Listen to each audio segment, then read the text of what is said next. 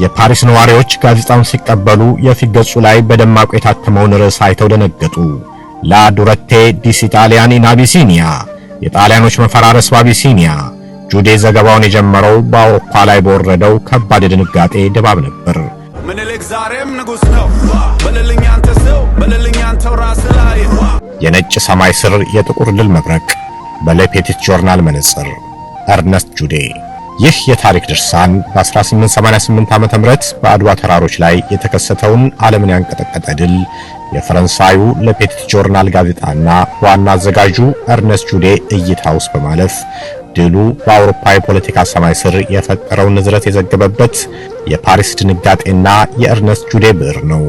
ዛሬ ላይ ሆነን ስናስበው ግን የአድዋ ጦርነት በዚህ ዘመን ቢከሰት ኖሮ የመረጃው አውታር ሌላ መልክ ይዝ ነበር። ባሻ አዋሎም ለጀነራል ባራቶሪ የሰጠው የሐሰት መረጃ ዲስኢንፎርሜሽን ዛሬ በኤክስ በፌስቡክና በቴሌግራም ላይ በሰከንዶች ውስጥ በቢሊዮኖች ዘንድ ይሰራጭ ነበር። የባራቶሪን ወታደራዊ ካርታዎችና ግንኙነቶች በሳይበር ጥቃት ማሰናከል ይቻል ነበር። የካቲት 23 ሌሊት ጦርነቱ ሲጀመር ዓለም በቀጥታ ስርጭት ላይቭ ስትሪም በሳተላይትና በድሮን ምስሎች ታጅቦ የታላቁን የኢትዮጵያ ሰራዊት ግስጋሴ ተከታተል ነበር። እቴጌ ጣይቱ የጣሊያንን የውሃ ምንጭ ሲቆርጡ ያ መረጃ በብሬኪንግ ኒውስ ዓለምን ያጥለቀልቀው ነበር። የለፔቲት ጆርናል ስዕልም ዛሬ በደቂቃዎች ውስጥ ቫይራል የሚሆንና በዓለም ዙሪያ በሚሊዮኖች የሚጋራ ታሪካዊ ምስል ይሆን ነበር። ያኔ መረጃ ከፓሪስ እስከ አዲስ አበባ ይጓዝ የነበረው በቴሌግራም ሽቦችና በፈጣን መልእክተኞች እግር ነበር። በወቅቱ ለፔቲት ጆርናል የድሉን ዜና ይዞ የወጣው ጦርነቱ ተከስቶ ከቀናት በኋላ ሲሆን ያ የመረጃ መዘግየት በራሱ የዓለምን ጉጉትና ድንጋጤ አባብሶት ነበር። ያም ሆኖ ግን የመረጃ አውታሮቹ ቢቀየሩም ትልቁ እውነት ግን አይቀየርም። እንደ አውሮፓ አቆጣጠር መጋቢት 1996 በፈረንሳይ ዋና ከተማ ፓሪስ የለፔቲት ጆርናል ጋዜጣ ማተሚያ ቤቶች በከፍተኛ ፍጥነት ይንቀሳቀሳሉ። የጋዜጣው ዋና አዘጋጅ ኤርነስት ጁዴ በቢሮ መስኮት አሻግሮ ወደ ፓሪስ ጎዳናዎች ሲመለከት አእምሮ ግን ከ5000 ማይሎች በላይ ርቃ በምትገኘው ኢትዮጵያ ላይ ተተክሏል። ከምስራቅ አፍሪካ የሚመጡት የቴሌግራም መልእክቶች የሚያወሩት ስለ ሽንፈት ብቻ አልነበረም። የሚያወሩት ዓለም እስከዛሬ ስታምንበት የነበረው የነጭ የበላይነት ትረካ ስለመሰባበሩ ነበር። ጁዴ በጠረጴዛው ላይ የተዘረጉትን ወረቀቶች በዝምታ ተመለከተ። ጀነራል ባራቶሪና ምርጥ የተባለው የጣሊያን ሰራዊት በአድዋ ተራሮች ላይ ድባቅ መመታታቸው ተረጋግጧል። ጁዴ ይህ ዜና ለፈረንሳውያን ብቻ ሳይሆን ለመላው አውሮፓ ትልቅ መርዶ መሆኑን ቢያቅም በውስጡ ግን ለንጉስ ሚኒሊክና ለኢትዮጵያ ሉዓላዊነት የነበረው አድናቆት ብዕሩን እንዲያነሳ አስገደደው።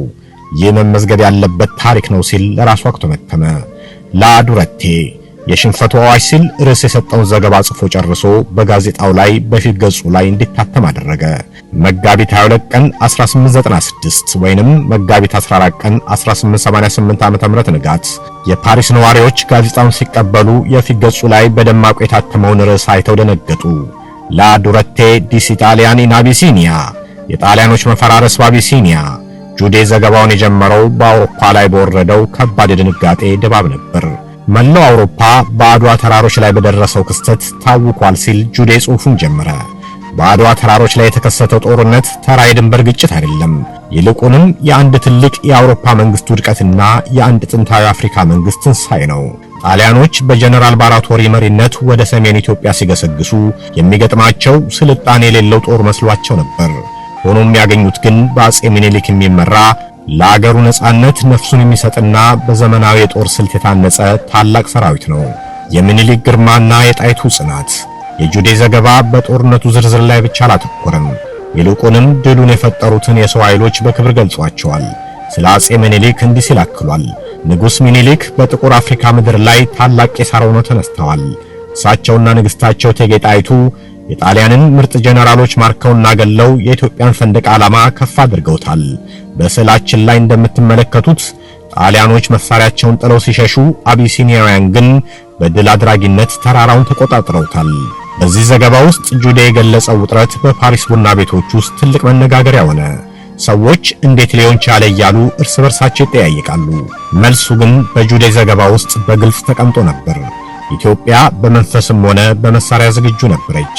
የኤችሜር ስዕላዊ ምስጢር። ጁዴ ለጋዜጣዊ ፊት ገጽ የሚሆን ስዕል እንዲሳል የታዋቂውን ሳሊ ኤችሜርን ጋበዘው። ሜር የሳለው ምስል ከቃላት በላይ የሚናገር የዝምታ ጩኸት ነበር። ነጩ ፈረስ። ሜር ሚኒሊክን በነጭ ፈረስ ላይ አስቀምጣቸው። በፈረንሳይና በአውሮፓ ባህል ነጭ ፈረስ የመሪነት የንጽህናና የድል ምልክት ነው። ሚኒሊክ እንደ አረመኔ ሳይሆን እንደ ቅዱስ ተዋጊ ተመስለዋል። የወደቀው ሰንደቅ ዓላማ። በምስሉ ግርጌ ላይ የጣሊያን ባለ 3 ቀለም ሰንደቅ ዓላማ በኢትዮጵያ እግር ስር ወድቆ ይታያል። ይህ ምስል ለአውሮፓውያን ትልቅ ተግሳጽ ነበር። አፍሪካን አትናቁ የሚል የዝምታ መልእክት። የማረኩት መድፍ። በስዕሉ ዳር ላይ የኢትዮጵያ ወታደሮች የጣሊያንን መድፎች ማርከው ወደ ጠላት ሲያዞሩ ይታያል።